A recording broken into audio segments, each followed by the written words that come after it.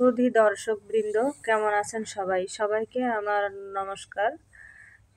তো গতকাল সোমবার ছিল, আমি গিয়েছিলাম গল্লামারী শ্মশানকালী মন্দিরে বাবার মাথায় জল ঢালতে।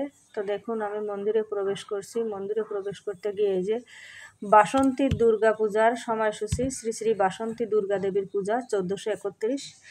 এটা হচ্ছে মূল দুর্গা পূজা, যদিও আশ্বিন মাসটা এখন বেশি উদযাপন করা হয়।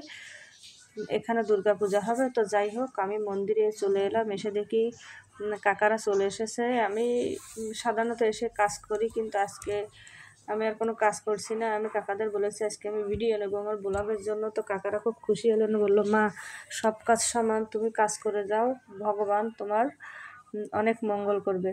তো আসুন, দেখুন আমরা একটু কালীমা দর্শন করি। আজ মঙ্গলবার, আপনাদের একটু কালীমা দর্শন করাই। গতকাল গিয়েছিলাম গল্লামারী শ্রী শ্রী মহাশ্মশান কালী মন্দির। এক পাশে বাবা ভোলানাথের শিবলিঙ্গ, আর এক পাশে হচ্ছে আপনার মা দুর্গা। তো এই যে কাকুটা প্রসাদ তৈরি করছেন, উনি প্রসাদ তৈরি করা প্রায় শেষের পথে। এই যে দেখুন শিবলিঙ্গটা কি সুন্দর। এখানে হচ্ছে এটা 2023 সালেই, হ্যাঁ 2023 সালে প্রতিষ্ঠিত হয়। তো এই যে ওটা পূজা রেডি হতে থাকুক, আমি আপনাদের মা দুর্গার মূর্তি দেখাই, অসম্পূর্ণ মূর্তি। এই পূজাটা হবে 3 তারিখ, 3রা এপ্রিল। তো দেখুন, এই যে এখানে বাসন্তী দুর্গা পূজা বেশ জাঁকজমকতার সহিত হয়।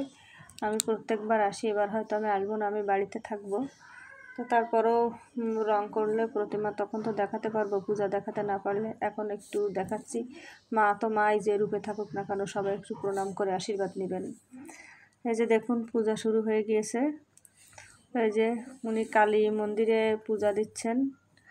মা কালীর পূজা, যেহেতু মন্দির এটা মা কালীর, তাই উনি মা কালীর মন্দিরে পূজাটা নিত্য পূজা যেটাকে বলে, নিত্য পূজা দিচ্ছেন। জয় মা কালী, তুমি সবার মঙ্গল করো। তো এই যে নিত্য পূজাটা মোটামুটি হয়ে যাবে। নিত্য পূজাটা হয়ে গেলে ওই পূজা শুরু হয়ে যাবে। এখানেও নিত্য পূজা হচ্ছে, অর্থাৎ প্রত্যেক দিনের যে পূজা হয় সেটাকে বলে নিত্য পূজা। সেই নিত্য পূজাটার পরেই মূল পূজা শুরু হবে। যাই হোক, নিত্য পূজাটা আমরা দেখতে থাকি আর বাবা ভোলানাথ মায়ের আশীর্বাদ নিতে থাকি। এই যে ছেলেটাকে দেখতে পাচ্ছেন, এই ভাইটা না এসে মন্দিরটা নিজ দায়িত্বে পরিষ্কার করে। ও একজন ছাত্র, পাশেই কি জানো, গুরুচাঁদ ছাত্রাবাস, হ্যাঁ গুরুচাঁদ ছাত্রাবাসের ছাত্র, ওখানে থেকে আসে। তো দেখুন, আমরা এবার এসেছি শ্মশানকালী মন্দিরের মহাশ্মশানে পূজা দিতে। এখানে পূজা দিয়েই মূল পূজা শুরু হয়, কারণ মহাশ্মশানকে কেন্দ্র করে এই মন্দির।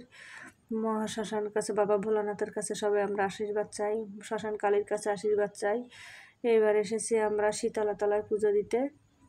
অশ্বত্থ গাছের নিচে এটা মা মনসা দেবী, শীতলা দেবীর পূজা দিতে এসেছে। যে পূজা দিচ্ছেন কাকা।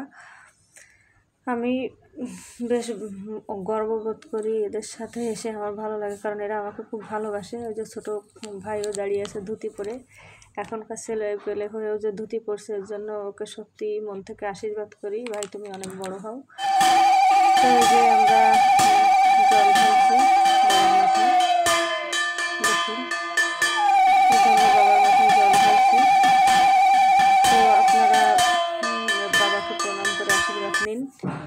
এবার দেখুন, এই যে এরা দুইজন ধুতি পরেছে, আমি আগেই বলেছি আমার ভীষণ ভালো লাগছিল ওদের ধুতি পরা দেখতে, তাই আমি এদের জল ঢালাটা আমি নিয়েই নিলাম, না নিয়ে পারলাম না। অক্ষয় হয়ে থাকুক, ওরা প্রণাম করে কত সুন্দর করে নিয়ম মেনে জল ঢালছে, আমার বেশ ভালো লাগছে। আমাদের হিন্দুরা তো ধর্মকর্ম কম করে, কিন্তু এদের দেখে ভালো লাগলো যে না, এরা ধর্মকর্ম করে, ধর্মর দিকে মোটামুটি মন আছে।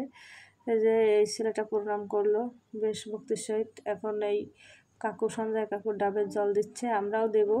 তো আমি নিজের ভিডিও তো নেওয়া যায় না, এবার আমাদের জল দেওয়া শেষ। এখন শিব লিঙ্গটাকে সবাই পরিষ্কার করছে সবাই মিলে, আর আমি ভিডিও নিচ্ছি। আজকে কাকা বলেছে তুমি ভিডিও নাও, নিয়ে সুন্দর করে কি ব্লগ না কি বানিয়ে ছাড়িয়ে দিও। তো আমি জানি না ব্লগটা কত সুন্দর হয়েছে, কাকার মনের মতো হয়েছে কিনা। কাকার স্মার্টফোন নেই, কাকা দেখতেও পারবে না। যে কাকাটা প্রসাদ বানাচ্ছিলেন উনি, আর যে ব্রাহ্মণ কাকা, এরা সবাই আমাকে ভীষণ ভালোবাসেন। সকালবেলা সাধারণত আমি একাই মেয়ে আসি, আর বাকি সবাই ধরেন অফিস আদালত যাদের আছে তারাই আসে।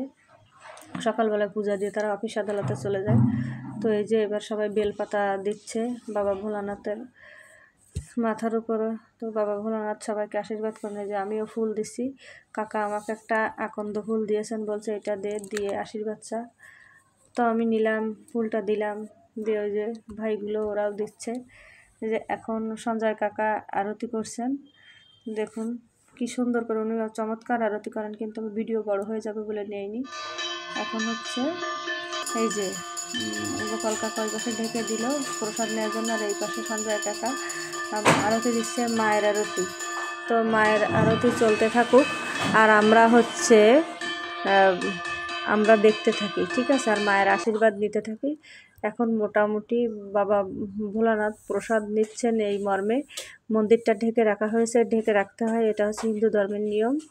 তো এই যে শেষ পূজা, এই দেখুন কি সুন্দর করে শিবলিঙ্গটা ফুল দিয়ে সাজিয়ে দিয়েছে, যেহেতু ফুল কম, যা আছে তাই দিয়ে সাজানো হয়েছে।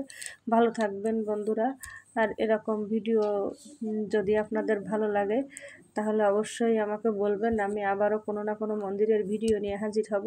সবসময় তো যাওয়া হয় না মন্দিরে, মানে বিভিন্ন মন্দিরের, এই মন্দিরটায় আমি সবসময় আসি, তো এক ভিডিও আপনাদের ভালো লাগবে না বলে একই মন্দিরের ভিডিও বারবার নেই না।